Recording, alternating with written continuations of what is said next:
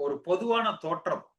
தென் மாவட்டங்களில் அதிமுக பலகீனமாக இருக்கிறது என்று ஒரு பொதுவான ஒரு தோற்றம். அடுத்து சாதிய தாக்கங்கள் அதிகமாக இருக்கிறது. முக்குளத்தோர் சமுதாயம் புறக்கணிக்கப்படுகிறது.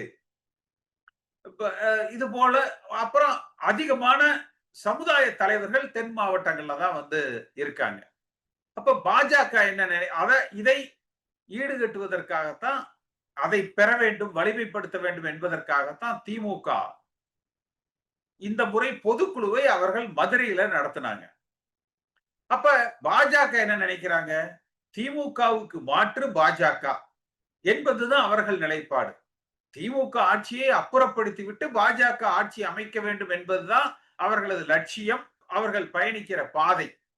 அதற்கு அதிமுகவை மனங்கோணாமல் பயன்படுத்திக் கொள்ள வேண்டும் என்பதுதான் பாஜகவினுடைய நிலைப்பாடு. ஆனால் அதை தெளிவுபடுத்த வேண்டிய நேரங்களில், தெளிவுபடுத்த வேண்டிய இடங்களில் திரு எடப்பாடி பழனிசாமி தவற விடக்கூடாது என்பதுதான் என் போன்றவர்களது நிலைப்பாடு.